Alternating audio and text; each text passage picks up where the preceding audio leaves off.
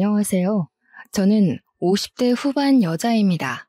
이렇게 사연을 쓰게 된 것은 제 운명이라고 생각했던 사람이 최악의 추태로 저를 구렁텅이에 빠뜨린 사연을 말해드리고 싶기 때문입니다. 저는 사랑이라 생각했던 남편에게 배신을 당했지만 그 후에 다시 생각지도 못했던 인연을 만났습니다. 돌고 돌아 행복을 되찾은 저의 파란만장한 이야기 좀 들어보실래요? 저는 작은 시골 마을에서 자랐어요. 하루에 몇 번 오는 버스를 타고 나가야 장에 나갈 수 있는 그런 곳이었죠. 저희 부모님은 넓지 않은 밭을 일구며 하루하루 열심히 살아가고 계셨어요. 저희 가족의 삶이 180도 바뀐 것은 연락이 끊겼던 고모 할머니를 만나면서부터입니다. 고모 할머니는 제과점으로 돈을 벌고 주류 사업에도 손을 뻗어 혼자 힘으로 어마어마한 돈을 버신 분이었어요. 고모 할머니는 결혼을 안 해 자손이 없었죠. 고모 할머니가 검은 승용차를 타고 저희 집에 왔던 그날이 아직도 기억납니다. 그날 이후 저희 집은 읍내에 볕 잘 드는 2층 집으로 이사를 했습니다. 아빠는 농사를 정리하고 읍내에 금은방을 여셨죠. 새 집에 사는 건 좋았지만 한편으론 새로운 생활이 답답하게 느껴지기도 했어요.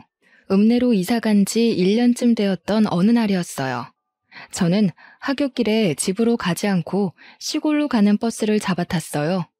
어느 순간 저도 모르게 버스에 올라 있었죠. 그런데 버스에서 웬 남자애가 말을 거는 게 아니겠어요? 그 남자애는 어릴 때부터 자주 같이 놀던 동네 친구 수호였습니다. 야, 너 미희 아니냐? 너네 집 이사 가고 잘 지내는지 궁금했는데 여기서 이렇게 만나네. 근데 너 되게 이뻐진 것 같다. 너희 부모님은 잘 계시지? 아, 너네 형이랑 누나도 다시 와서 공부한다면서? 새 집에서 사니까 좋냐? 어떻게 한 번을 안 놀러 오냐? 근데 너 어디 가는 거야? 수호잖아. 웬일이야. 까까머리 중학생 됐네. 와, 벌써 1년이나 됐네. 난 뭐 새 집에서 사는 건 좋은데 그냥 좀 답답하달까? 예전 동네가 자꾸 생각나더라고. 너네랑 같이 놀던 것도 생각나고. 야, 근데 너 내 소식 궁금했다는 거 거짓말이지? 궁금했으면 편지라도 보내지 그랬어. 그 뒤로 저는 가끔 수호와 함께 버스를 타고 고향 마을에 가서 또 다른 추억을 만들었죠. 그러다가 저희가 중3이 되던 봄이었어요. 어느 날 시내에서 수호를 마주쳤어요. 저는 반갑게 손을 흔들며 인사를 했는데 그날따라 수호 표정이 안 좋은 겁니다. 무슨 일 있냐고 물어도 말을 안 하던 수호는 아버지가 몸이 많이 안 좋으시다는 얘기를 털어놨어요. 수호네 아버지는 예전부터 기침을 많이 하셨는데 최근 들어 기침이 심해지고 앓아 눕는 날이 많아졌다는 거였습니다. 읍내 병원에 가봤더니 더 큰 병원에 가봐야 할 것 같다고 했다는 거예요. 그런데 집안에 돈이 없으니까 당사자부터가 치료할 의지가 없다는 거였습니다. 저는 그날 처음으로 아빠에게 부탁이란 걸 해봤어요. 수호네 아버지가 많이 아픈 것 같은데 좀 도와줄 수 없겠냐고요.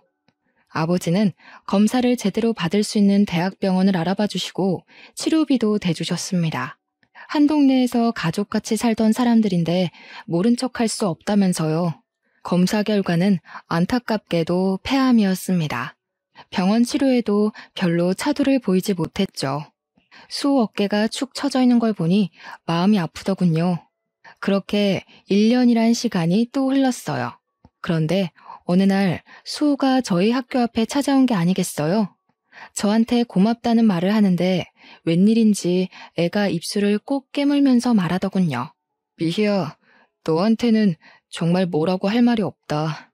너희 집에 빚진 거 내가 어른 되면 꼭 다 갚아줄게. 우리 가족 도와줘서 정말 고마워. 내가 커서 돈 벌면 꼭 너랑 너희 아버지에게 보답할게. 우리 수연이도 내가 꼭 공부시켜서 너희 가족한테 보답하라고 할 거야. 야, 너는 무슨 말을 그렇게 섭섭하게 하냐? 우리 사이에 빚 같은 게 어딨어. 우리 아빠도 가족이다 생각하고 도와주시는 거라 했으니까 신경 쓰지 말고 아버지 낫게 할 생각이나 해. 네가 그랬잖아. 정신만 똑바로 박혀있으면 못할 일이 없다고. 열심히 노력하면 네 아버지 낫게 할 수 있을 거야. 그러니까 힘내. 저도 눈물이 나는 걸 꼭 참느라 괜히 씩씩한 척 큰 소리를 쳤어요. 수호랑 저는 그렇게 가만히 서서 한참이나 서로를 쳐다보고 있었습니다. 그리고 그 뒤로 저는 다시는 수호를 볼 수 없었어요. 얼마 뒤 토요일에 제가 꽃을 들고 병원에 찾아갔는데 수호 아버지가 보이지 않았어요. 어제 갑자기 퇴원을 했다는 거였습니다. 저는 깜짝 놀라 수호네 집으로 가봤습니다. 불 꺼진 집에는 아무도 없었어요. 그리고 지나가던 동네 어르신에게 수호네 가족이 그동안 여기저기 진 빚을 이기지 못하고 야반도주를 했다는 사실을 들었어요. 저는 그 자리에서 주저앉고 말았습니다. 시간은 잘도 흘러 저는 고등학생이 되었습니다. 저는 궁금한 것도 하고 싶은 것도 많은 17살이었죠. 고등학교에 들어가 열심히 공부하고 동아리에도 가입해 즐겁게 생활했어요. 문예반 동아리였죠. 제가 전부터 시집 읽는 걸 좋아했거든요. 거기서 좋아하는 남자도 생겼죠. 같은 문예반 활동을 하던 1살 선배였어요. 시도 잘 쓰고 음악에 대해서도 잘 아는 멋쟁이 선배에게 저는 푹 빠졌어요. 어느 날 방과 후에 시집을 보다가 말을 튼 이후로 선배와 저는 급속도로 가까워졌죠. 이 사람이 저랑 결혼까지 해버린 남자입니다. 저희는 수험 기간 동안 서로를 격려하며 건전하게 관계를 이어갔습니다. 그런데 제가 고2였고 선배가 고3이 될 때 선배 아버지가 보증 섰던 것이 잘못되어 선배의 집이 망하고 말았어요. 저는 당연히 대학에 가게 되어 있었지만 선배는 집안 사정 때문에 결국 대학을 포기하고 군대를 가겠다고 하더군요. 그때는 그를 많이 좋아하고 있었기 때문에 그의 사정이 안타깝기만 했어요. 저는 열심히 공부해 서울에 있는 유명 대학 국문과에 입학했고 군대에 있는 남자친구와 연애를 이어갔습니다. 2년 반 동안 매일매일 편지를 쓰다시피 하고 도시락을 싸가지고 다니면서 면회도 갔습니다. 대학교에 가서 멋진 남자들이 들이대도 눈이 돌아가는 게 아니라 대학교도 못 가고 군대에서 고생하는 남자친구가 애달프게만 느껴졌죠. 그러는 동안 아빠는 오래전에 사둔 땅들이 도시개발로 땅값이 올라 더 큰 부자가 되었고 사업을 더 크게 하게 되었습니다. 그렇게 세월이 지나 남자친구가 전역하게 되었어요.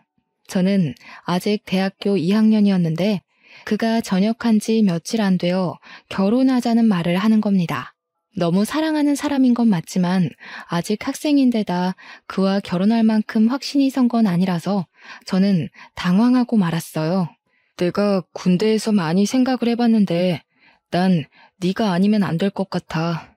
너랑 같이 단란한 가정을 꾸미면서 살면 정말 행복할 거란 생각이 드는데 어차피 내 아내는 네가 될 텐데 우리 괜히 시간 끌지 말고 빨리 결혼하는 게 좋지 않을까? 군대에서 무슨 바람이 들었는지 나오자마자 결혼 거리더군요. 2달 동안 얼굴 볼 때마다 나랑 결혼 언제 할래?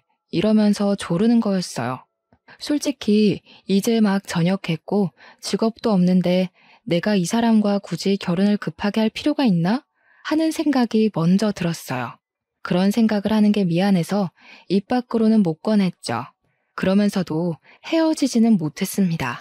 어느 날 선배와 카페 데이트를 하고 밖으로 나왔는데 저희 엄마에게 딱 걸리고 말았습니다. 엄마가 반찬 가져다 주신다며 자취방에 오셨다가 저희랑 딱 마주치신 거였어요.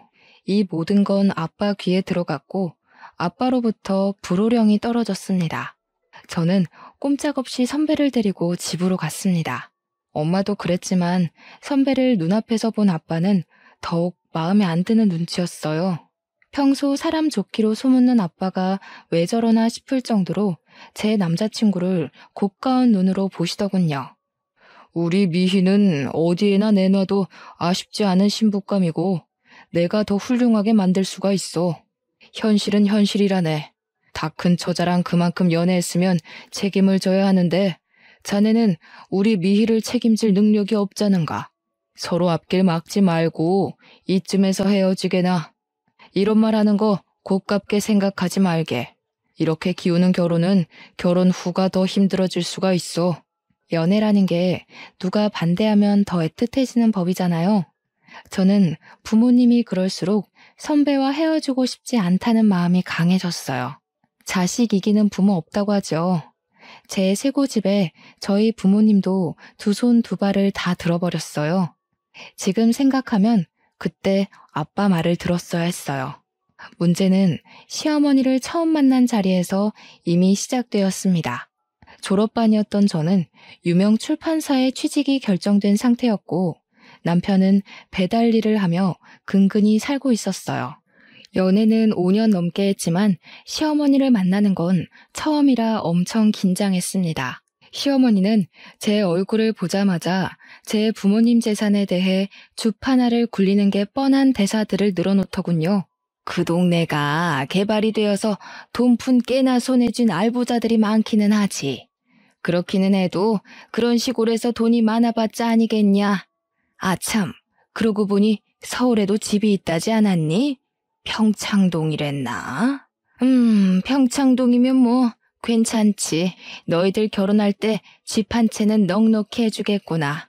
어이 참 엄마도 그런 말 하지 마시라니까. 평창동 집 얘기는 뭐하러 꺼내세요? 미 아버지가 미를 얼마나 애지중지하시는데 어련히 알아서 해주시려고. 저희는 그냥 때 되면 결혼 준비나 잘하면 돼요. 쓸데없는 말로 초치지 마세요. 솔직히 기분이 너무 안 좋더군요. 아, 시어머니가 보통이 아니구나 하는 생각이 머리를 스쳐 지나갔습니다. 하지만 저는 브레이크 없는 차처럼 멈추지를 못했어요. 제가 그때까지 붙잡아 놓은 걸 놓지 못했죠. 그때 멈추지 못한 게 제 인생의 가장 큰 한이랄까요? 결혼 얘기가 구체화되고 있던 어느 날 남편이 말하더군요. 우리 아빠 회사에 들어가고 싶다고요. 막내딸 사위 체면을 생각하면 당연한 일 아니냐고 당당하게 요구하더군요. 우리 아빠는 말이야. 우리 어릴 때부터 부모는 물고기 잡는 법을 알려줘야지. 물고기를 잡아주면 안 된다고 하셨거든. 자식들에게 맹목적으로 퍼주는 분이 아니라고. 그러니까 헛된 기대 갖지 말고 자기 힘으로 자립할 생각을 하라고. 야, 너랑 나 사이에 무슨 그렇게 따지는 게 많아. 내가 나 좋자고 이러는 게 아니라 내가 직업이 번듯해야 너도 어디 가서 꿀리지 않고 서로 좋다는 거잖아. 장인어른이 그렇게 말해도 네가 좀 더 밀어붙여줄 수 있는 건데 왜 그렇게 딱 잘라 말하는데? 그러니까 번듯한 직업 갖고 싶으면 알아서 노력하라고. 나 어디 가서 얼굴 좀 들고 다니게. 내 핑계 대지 말고 솔직히 말해봐. 제대로 된 데 이력서 한번 안 내보고 하늘에서 감이 떨어지기만을 기다리잖아. 결혼 허락도 어렵게 받았는데 괜히 아빠 뿔나서 결혼 뒤집게 만들지 말고. 네가 그렇게 인정머리 없는 앤지 정말 몰랐다. 실망이야. 남편이 하는 말도 기분 상하는데 시어머니까지 전화해서 저를 닥달하더군요. 너는 애가 왜 그렇게 생각이 없니? 네가 결혼할 남편인데 주영이 말 들어보니까 완전 남말하듯 말했더구나. 주영이가 대학 못 간 게 지금도 나는 한이다. 요즘 같은 세상에 대학 못 나오면 무시당하기 십상인데 직업이라도 번듯해야 되지 않겠니? 이제 한 가족인데 주영이가 너희 아버지 회사 들어가면 누이 좋고 매부 좋고 남보기도 좋고 얼마나 좋니? 어머니, 저희 부모님 진짜 어렵게 설득했어요. 저희 아빠 자격 없는 사람한테 회사 안 물려준다고 저희 언니, 오빠한테도 함부로 자리 안 주시는 분이세요. 지금 주영 씨 회사에서 꽂아달라는 말 나오면 무슨 수를 써서라도 결혼 뒤집어 엎으려고 하실 거라고요. 참네. 무슨 놈의 집안이 잘나면 얼마나 잘났다고 그렇게 유세를 떨어? 그래봤자 너희 집도 농사나 짓던 집안 아니냔 말이야. 꼬박꼬박 말대답하는 본세가 싹 수 없는 게 이제 보니 부전여전이구나. 어차피 결혼하는 거 사위한테 폼나게 한 자리 떡 하니 주는 게 사돈되는 예의지. 어디 그래 오만 유세를 부려? 유세를 부리길. 결혼하기도 전부터 골치가 지끈지끈 아팠습니다. 불행 중 다행이랄까요? 아무리 찔러봐도 제가 눈 하나 깜짝하지 않자 결국 남편이 결혼 전에 스스로 취직을 했습니다. 무슨 재주를 부렸는지 건설회사 영업직으로 떡하니 취직을 한 거예요. 직업도 변변찮은 놈이라면서 사위될 사람을 안 좋게 보던 아빠도 남편이 취직을 하자 마음이 좀 풀리신 것 같았습니다. 그래도 어떻게든 좋게 봐주려고 노력을 많이 하신 거였죠. 내가 자네한테 그동안 섭섭하게 군 거 마음에 담아두지 말게. 자네도 가장이 되고 아이가 생기고 나면 알게 될 거야. 내 말이 피가 되고 살이 되는 말이었다는 걸. 쉽게 얻은 건 쉽게 잃게 마련이네. 나는 그런 모래성에 내 딸을 시집 보내고 싶지 않은 거야. 알겠습니다, 장인어른. 그런데 혹시 저희 신혼집은 미희가 아무 말이 없던데? 신혼집은 그래도 해주시는 건가요? 아무래도 제가 취직한 지도 얼마 안 되고 하다 보니 미희가 알아서 하리라고 생각해서 여태 말은 안 했는데 시기 얼마 안 남았으니 그래도 물어는 봐야 할 것 같아서. 어허, 이 사람 아직도 정신을 못 차렸구먼. 결혼하면서 처가에서 떡이 뚝 떨어지기를 바라는 사람이 어디 있나? 자네가 그러고도 남잔가? 신혼집 얘기 한 번만 더 하면 미희가 죽는다고 나서도 이 결혼 없던 걸로 만들겠네. 아빠는 저를 불러 말씀하셨어요. 미희야, 진짜 이 결혼 해야겠니? 아빠는 진짜 걱정이 태산이다. 저렇게 책임감 없는 놈이랑 결혼해서 네가 혹시나 안 좋은 꼴 당하지는 않을지. 결혼식이 한 달 앞으로 다가온 시점이었죠. 솔직히 말해서 그 시점에서는 청첩장도 다 돌렸겠다. 결혼을 돌린다는 건 있을 수 없는 일처럼 보였어요. 너무 걱정하지 마세요, 아빠. 그 사람 말만 그렇게 하지. 또 자기 할 일 알아서 하는 거 보셨잖아요. 제가 앞으로 그런 생각 못하도록 잘 얘기하고 보필할게요. 원래 그런 사람 아닌데 집안 형편이 갑자기 힘들어져서 그런 거니까 조금만 이해해 주세요.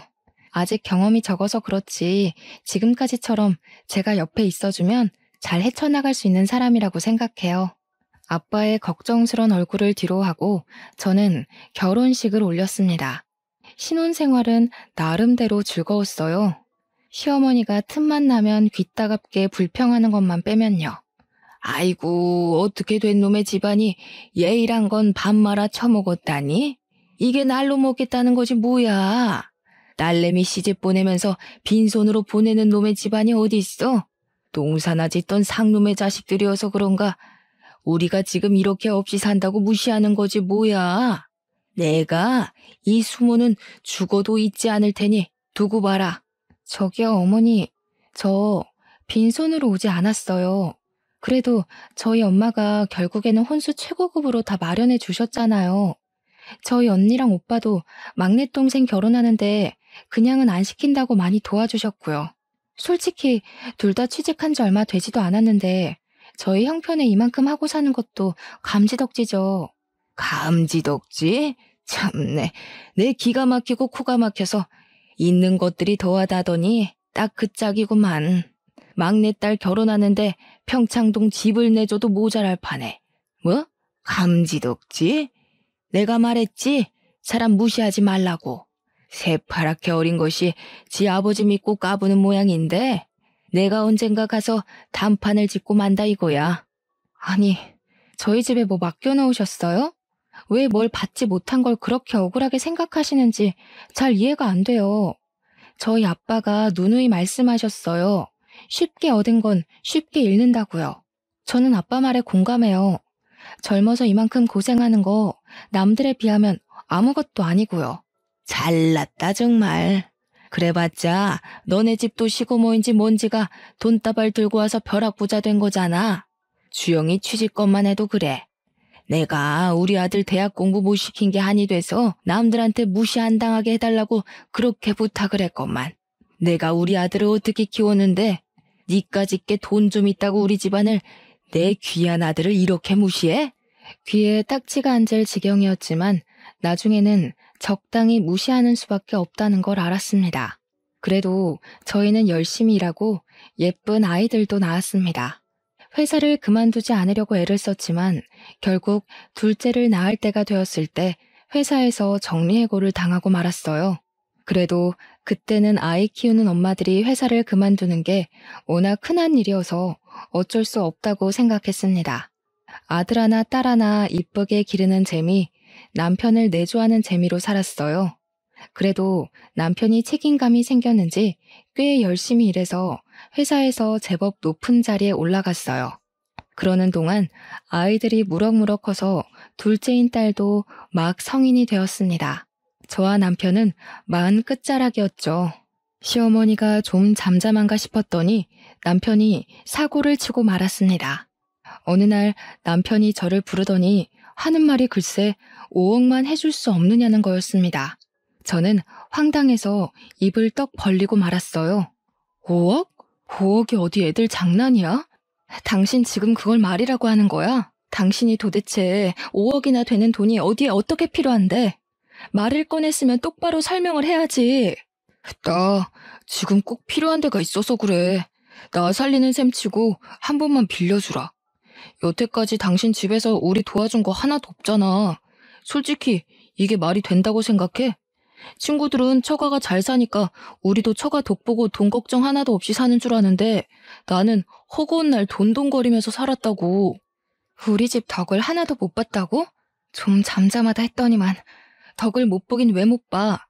당신 용종 수술할 때 수술비, 준영이 유럽 여행 갈 때 여행비, 이번에 세영이 대학 등록금까지 아빠랑 언니 오빠들이 알게 모르게 다 내주고 있는 건 왜 입을 싹 닦아 왜?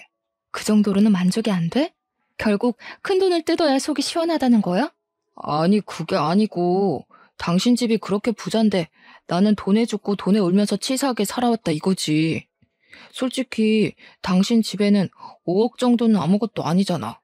당신은 내가 불쌍하지도 않아? 어쩜 그렇게 인정머리가 없어?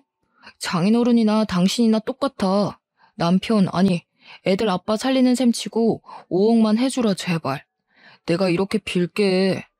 남편은 제 앞에서 무릎 꿇고 빌기까지 했어요. 무슨 일인지 모르니 답답해서 미칠 지경이었습니다. 그러던 와중 남편의 가장 친한 친구에게 전화가 와서 알게 됐습니다. 남편이 어마어마한 사고를 쳤다는 걸요. 주영이 그놈 예전부터 좀 허무맹랑한 데가 있었잖아요. 저도 말려봤는데 한탕 하겠다면서 주식에 자꾸만 쏟아붓더라고요. 그러다가 결국 회사 돈에까지 손을 댄 모양이에요. 저한테 도와달라고 부탁하는데 제가 그런 돈이 어딨습니까? 하룻밤을 뜬 눈으로 지새운 저는 결국 다음날 남편을 붙잡고 따졌습니다. 당신 진짜 제정신이야? 당신이 어떻게 나한테 이럴 수가 있어? 내가 당신 하나 믿고 여기까지 온 거 몰라? 준영이, 세영이 아직 대학 졸업도 못했는데 애들이 알면 뭐라고 그러겠어. 애들 보기 부끄럽지도 않아? 나는 여태까지 애들한테 정직하게 열심히 살면 뭐든 할 수 있다고 가르쳤어. 당신이 그걸 다 망친 거야. 그런 범죄를 저질러서. 그래, 내가 회사 돈에 손 좀 댔다. 됐어. 어쩔래? 마누라는 25년 내내 처갓집 돈이라고는 구경도 못하게 만들지. 내가 열받아서 회사 돈이라도 좀 건드려봤다. 어쩔래? 내가 오죽하면 그랬겠니? 내가 오죽 열받았으면 그랬겠냐고. 뭐야? 처가 돈 못 뜯어먹는 게 열받아서 회사 돈에 손을 댔다는 거야? 그게 무슨 해괴망측한 논리야. 당신이랑 당신 어머니는 어쩜 그렇게 논리가 한결같이 거지근성이야? 왜 우리 집에 돈을 맡겨놓기라도 한 것처럼 돈 못 받는다고 핏대를 세우고 억울하기까지 하다는 거냐고. 그래, 억울하다 억울해. 내가 너같이 재미없는 여자랑 살면서 처가 독도 하나 못 본 게 아주 억울해서 미칠 지경이다. 난 말이야, 솔직히 네가 처음에만 그러는 거지 시간 지나면 당신이 바뀔 줄 알았어.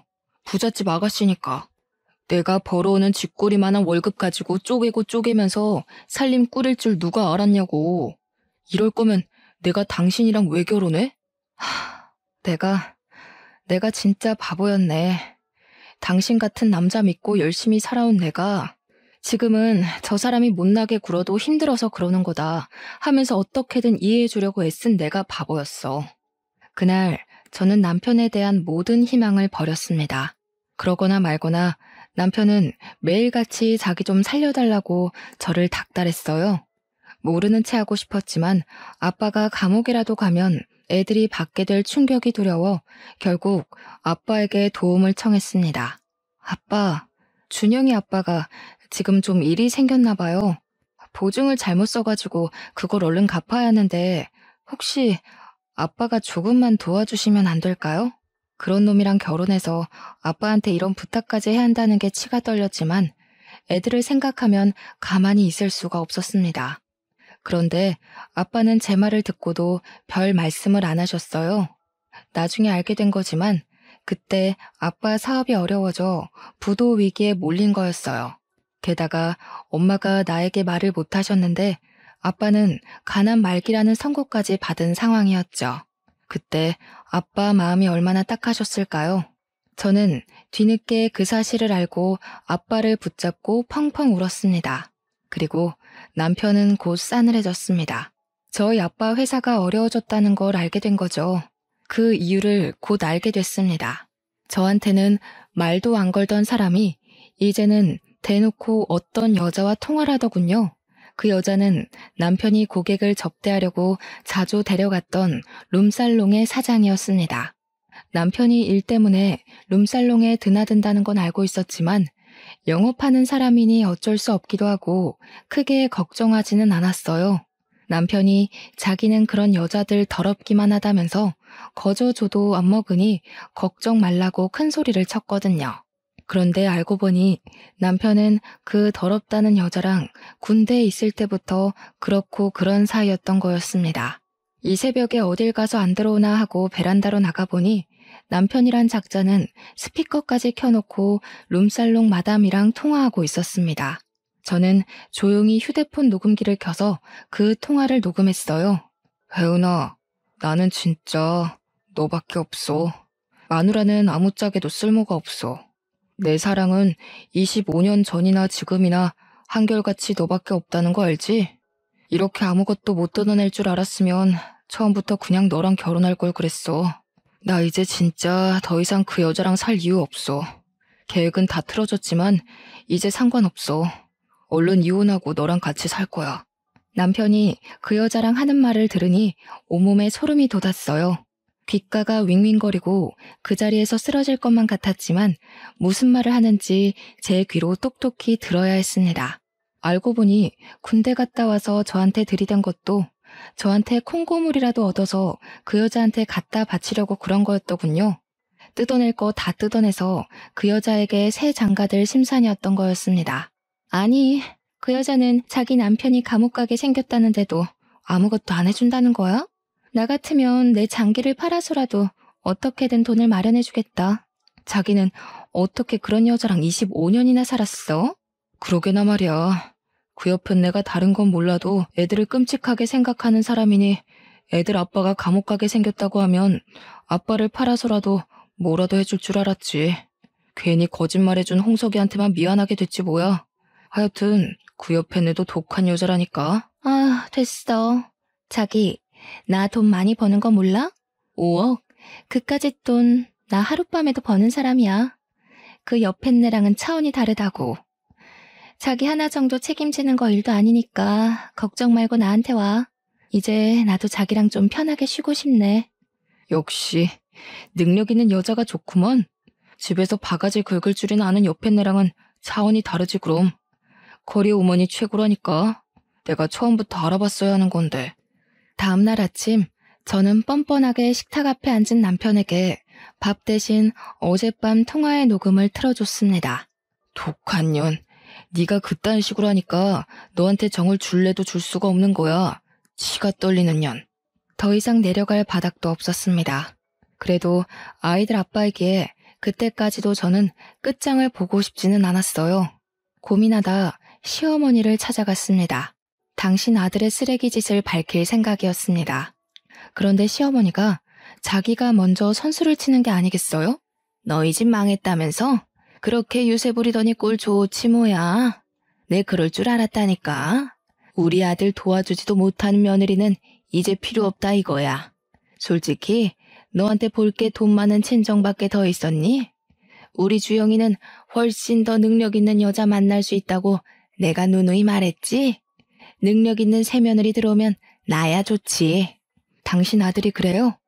능력 있는 여자 새로 만날 거라고? 그래. 능력 있는 커리우먼 만난다길래 내가 그러라 그랬다. 진즉에 그랬어야지. 인생에 하등도 만들고 툭하면 바가지나 긁는 옆에 내를 뭐 좋다고 수십 년이나 데리고 살아? 지네 돈은 지네 돈이라고 움켜쥐고 한 푼도 안 주려고 부들부들 떨더니 잘 됐지 뭐. 이제 서로 갈 길 가면 되는 거 아니냐? 그 여자가 커리 어머니라고요? 어머니, 그 여자 무슨 일 하는지 몰라서 그러시는 거죠? 당신 아들이 결혼 전부터 술집 다니면서 사귄 여자라고요. 자기 입으로 그렇게 더럽다고 저도 안 먹는다고 멸시하던 그런 여자라고요. 그래도 좋으시다는 거예요? 진짜 애들 아빠가 그런 여자랑 붙어 먹어도 괜찮으시냐고요. 아이고 참네. 요즘 같은 세상에 직업에 귀천이 어디 있나. 개같이 벌어서 정승같이 쓴다는 말이 괜히 있는지 알아? 그리고 너 그거 아니? 주영이 회사에 넣어준 것도 그 여자가 해준 거. 너는 아무리 부탁해도 안 들어준 걸 그 여자는 한 방에 해결해준 거란다. 이제 무슨 말인지 알겠지? 알아들었으면 내 아들 앞길 막지 말고 썩 꺼지거라. 남편이 룸살롱 마담이랑 그렇고 그런 사이란 걸 안 순간부터 저한테 돈 뜯어내려고 그런 거짓말까지 꾸며냈다는 걸 알았을 때도 저는 어떻게든 이성을 잃지 않으려고 노력했습니다. 저는 엄마이고 저에게는 지켜야 할 가정이 있으니까요. 하지만 시어머니가 뱉어내는 천박한 말들을 듣고 있자니 인간적인 선을 넘지 않으려고 저 혼자 아무리 발버둥 쳐봐야 될 일이 아니라는 걸 깨달을 수밖에 없었습니다. 시어머니는 다 알고 있었던 거예요. 남편이 결혼 전부터 바람 피운 것부터 돈 뜯어내서 새장가 가려고 저랑 결혼한 것까지 그 어머니의 그 아들이라고 부끄러운지도 모르고 모든 걸 제 탓으로 돌리고 있더군요. 아픈 아빠한테는 사실대로 말할 수가 없었어요. 엄마에겐 말할 수밖에 없었지만 병원에 있는 아빠 모르게 이혼 소송을 준비했습니다. 김서방은 왜 안 오냐면서 할 말이 있다고 남편을 찾는 아빠 때문에 저는 입술을 깨물며 눈물을 참아야 했습니다. 그래도 이혼 소송은 제대로 진행되고 있었어요. 저를 우습게 여긴 남편이 조심성 없이 상간녀랑 통화한 덕에 남편 귀책 사유로 이혼 소송을 했죠. 아이들에겐 미안했지만 아이들을 위해서라도 그런 사람과는 연을 끊어야 했어요. 애들이 성인이긴 해도 아직 어렸지만 숨기려 해봤자 더 상처만 받을 것 같아 억지로 숨기려 하지는 않았습니다. 예상대로 아이들은 크게 놀라고 상처를 받았지만 그래도 상황을 냉정하게 파악하고 제 편을 들어주더군요. 아빠는 결국 돌아가셨습니다. 저는 모든 걸 잃은 기분이었어요. 아빠의 장례식 날 예전에 알던 어른들이 많이 찾아오셨어요. 다들 아빠는 정말 좋은 분이었으니 좋은 곳으로 가셨을 거라고 저를 위로해 주셨습니다. 그리고 장례식 둘째 날 어떤 남자가 쭈뼛거리며 장례식장으로 들어서더군요. 저는 누군지 얼른 생각이 나질 않아 인사만 드리고 가만히 서 있었습니다. 그런데 그 남자가 저를 울리더니 그대로 엎드려 큰 소리로 우는 게 아니겠어요? 아버님, 저 왔어요. 저 수호예요, 아버님. 너무 늦게 와서 죄송해요.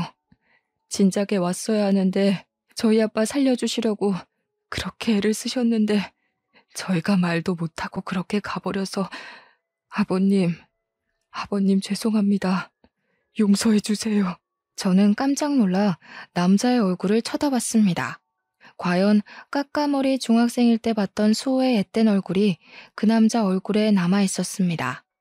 그동안 수호는 저희 집에 진 빚을 갚고 싶어서 열심히 노력했다고 했어요.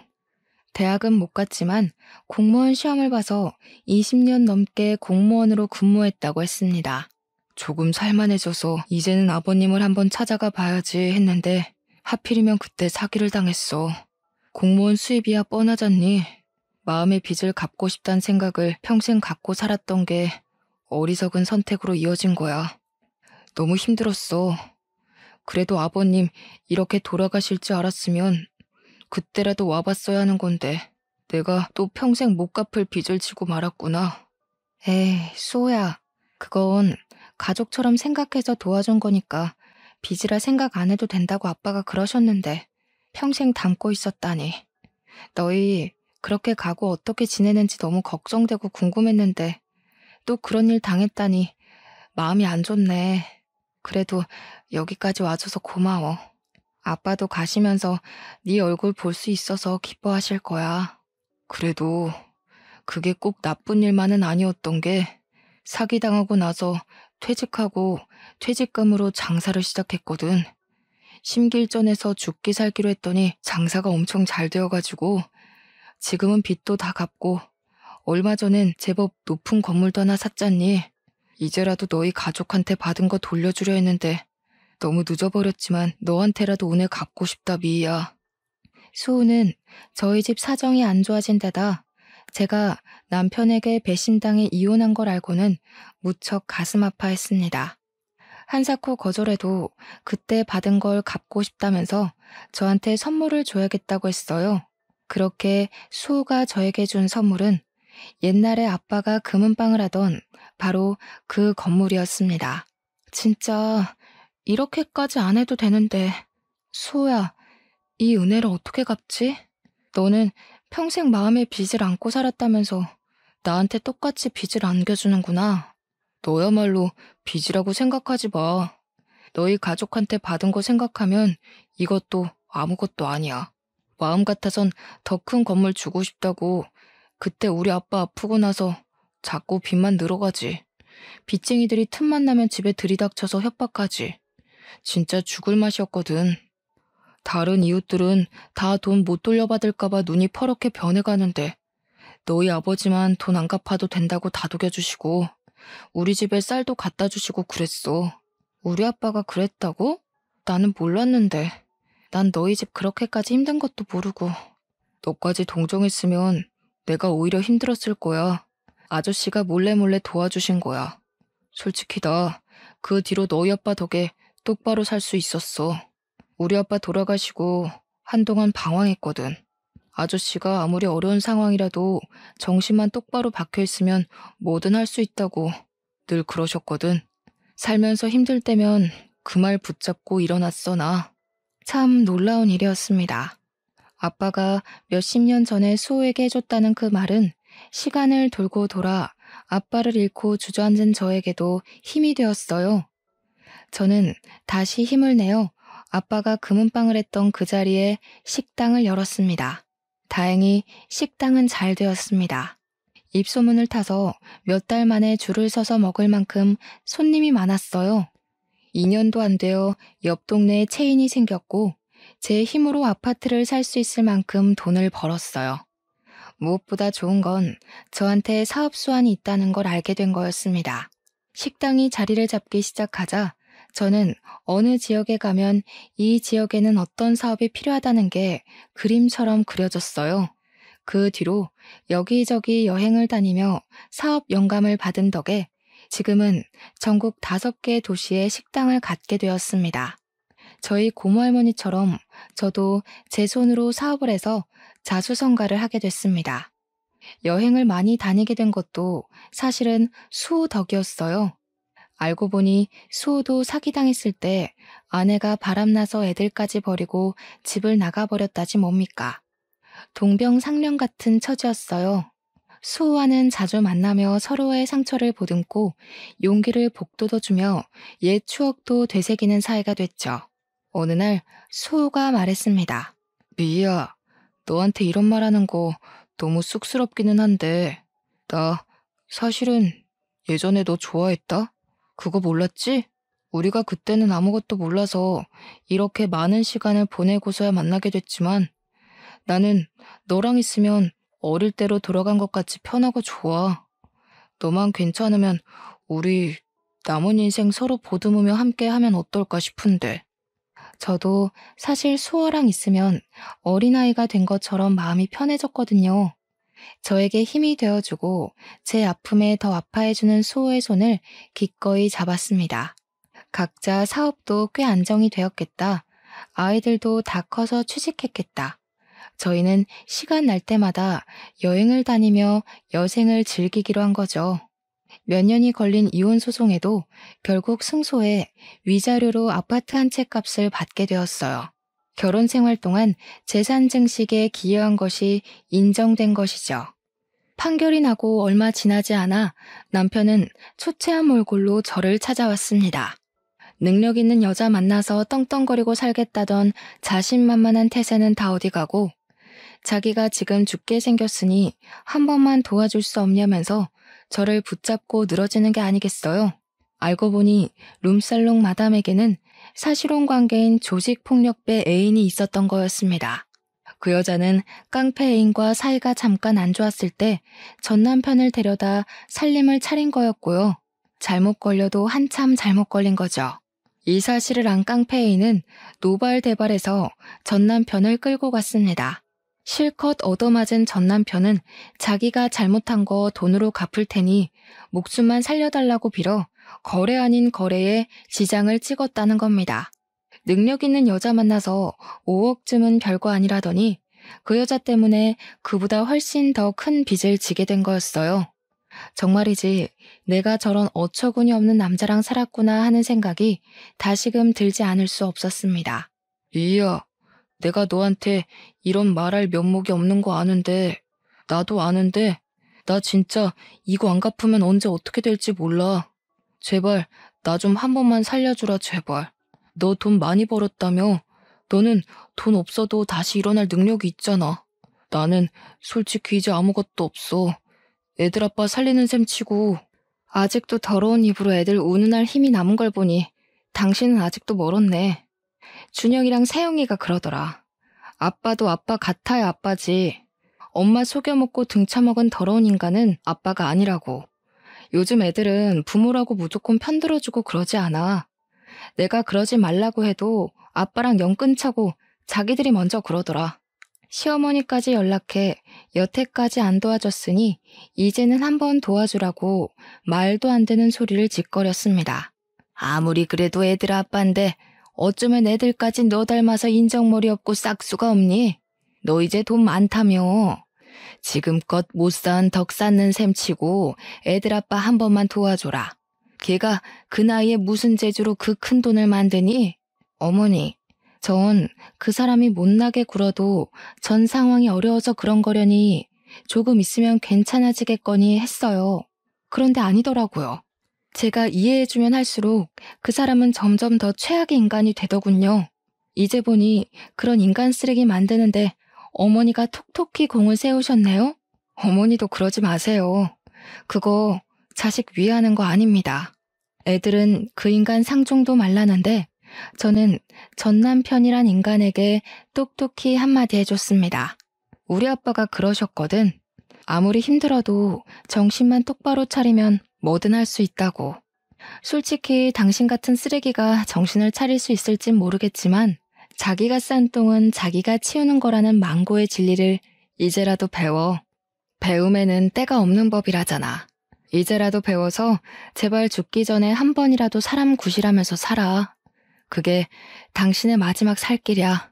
이제는 정말 아무 걱정 없이 사업은 사업대로, 사랑은 사랑대로, 탄탄대로입니다. 얼마 전에는 제 아들이 결혼할 여자를 데려와 상견례 자리에 지금의 남편 수호와 함께 나갔습니다. 저희는 식은 안 올렸지만 혼인신고를 하고 부부로 살고 있습니다. 저의 가장 든든한 지지자인 남편은 이제 제 아이들 아빠 노릇을 톡톡히 해주고 있답니다. 똑같이 어려운 상황에서 대학에 못 갔지만 자기 힘으로 노력해서 일어난 멋진 새로운 아빠가 아이들에게 생긴 거죠. 제 이야기는 여기까지입니다. 제 첫 결혼은 최악이었지만 지금은 정말 행복한 삶을 살고 있어요. 처음부터 서로를 알아봤으면 좋았을걸. 전 남편이라는 쓰레기 때문에 너무 먼 길을 돌아왔네요. 하지만 저는 후회하지 않아요. 아이들이라는 좋은 선물도 받았고 아픔을 딛고 일어나는 법도 배웠으니까요. 이렇게 뒤늦게라도 찾은 행복을 여러분께 조금이라도 나눠드리고 싶네요. 여러분도 저희 아빠 말처럼 어떤 상황에서도 포기하지 마시고 행복을 찾으셨으면 좋겠습니다.